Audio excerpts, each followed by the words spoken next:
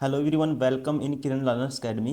हम कर रहे हैं ग्रुप डी के प्रीवियस ईयर क्वेश्चन और इस वीडियो में हम करेंगे जीके का। जो क्वेश्चन पूछे गए थे, जीके के जो भी क्वेश्चन बनते हैं 9/9/2022 को सेकंड शिफ्ट में जितने भी क्वेश्चन जनरल नॉलेज से पूछे गए थे दोस्तों, सारे कवर करेंगे इस वीडियो में। ठीक है। और इसके अलावा बहुत सारे हम चैप्टर मैथ्स, रीजनिंग और बहुत सारी हम कर चुके हैं सब्जेक्ट ऑलरेडी। बहुत सारे हमने सेट डाले हुए हैं, प्रीवियस ईयर सारा मोस्टली कवर कर दिया है। आप प्लेलिस्ट में जाके देख सकते हो। तो अभी चलिए स्टार्ट करते हैं। ठीक है, 9/9/2022 सेकंड शिफ्ट में जो भी क्वेश्चन बनते हैं जीके के इस पेपर में, वो सारे इस वीडियो में कवर करेंगे। क्वेश्चन नंबर 1 है जैसे कि generally the value of MPC marginal propensity to consume. कहता है एमपीसी सीमांत उपभोग प्रवृत्ति का मान सामान्यतः डैश के बीच लाई करता है। तो दोस्तों ध्यान रखेंगे, इनकम में वेरिएशन और कंज्यूम के अनुपात को क्या कहते हैं? मार्जिनल प्रोपेंसिटी कहते हैं। ठीक है। और इसकी वैल्यू ध्यान रखेंगे हमेशा लाइज करती है एक से अधिक, सॉरी, एक से अधिक और जीरो से कम नहीं होता। ठीक है, इसकी वैल्यू हमेशा एक से तो कम होती है लेकिन जीरो से अधिक होती है। ऑप्शन कौन सा होगा इसका? Option 4 is correct.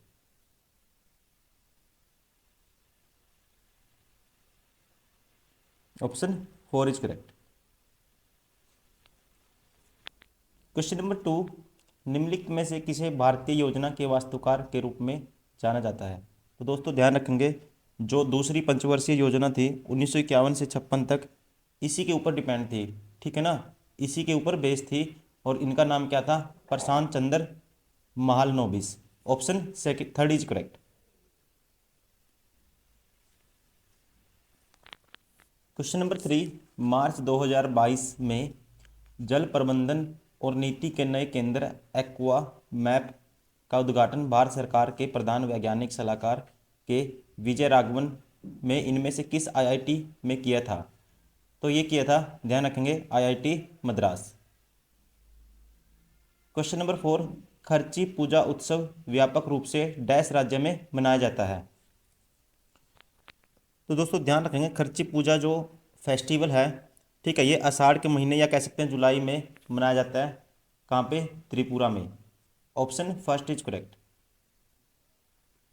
Question number 5, 2019 में संसदीय कार्यालय मंत्रालय के कैबिनेट मंत्री के रूप में किसने शपथ ग्रहण की?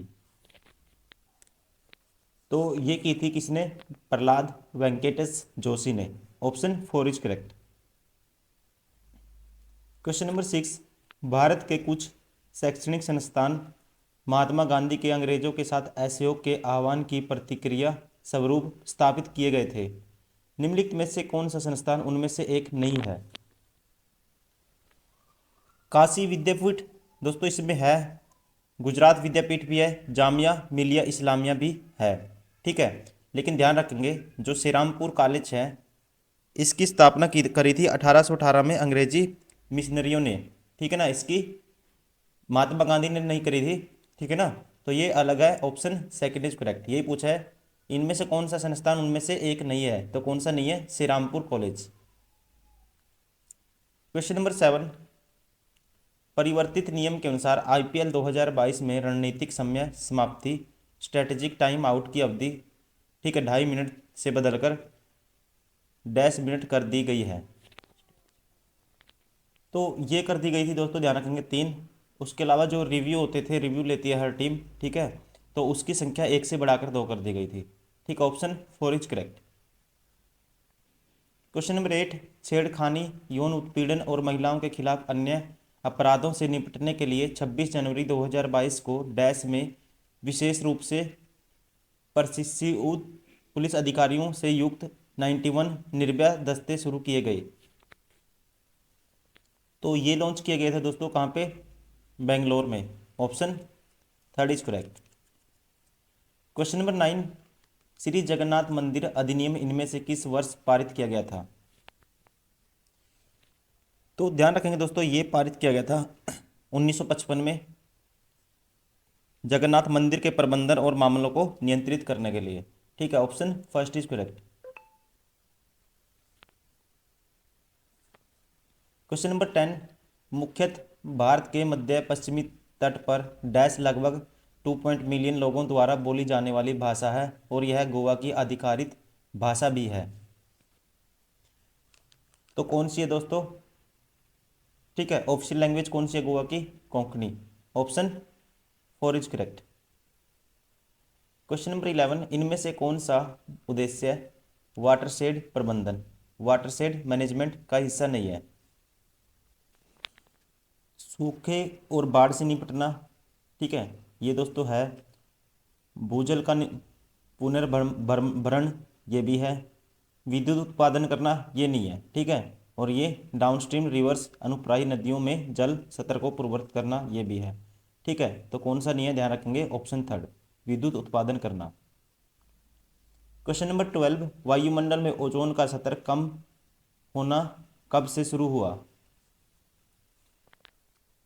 तो ये दोस्तों, ठीक है, इसका स्तर कम होना शुरू हुआ 1980 से। और इसे क्या बोला जाता है? ओजोन छिद्र भी बोला जाता है, ठीक है ना। Option 3 is correct. Question number 13, इनमें से किस स्थान पर ब्रह्मपुत्र नदी को सांगपो के नाम से जाना जाता है? तो इसको दोस्तों ब्रह्मपुत्र को सांगपो कहाँ कहते हैं? ठीक है, इसका नाम ये है तिब्बत में। Option 4 is correct. Question number 14, निम्न में से किस खेल स्पर्धा को अंतर्राष्ट्रीय खेल स्पर्धाओं में पदक विजेताओं और उनके कोचों के लिए भारत में नकद पुरस्कार प्रदान करने की योजना में शामिल नहीं किया गया है? ठीक है ना। Which of the following sports event is not included in the scheme of cash award in India to medal winners and their coaches international sports events? तो इसमें कौन सा इंक्लूड नहीं है दोस्तों? ये है क्रिकेट, ठीक है। Option 2 is correct. Question number 15, इनमें से कौन सा भारत का सबसे बड़ा कोयला क्षेत्र है? ठीक है, भारत का सबसे बड़ा लार्जेस्ट कोल फील्ड,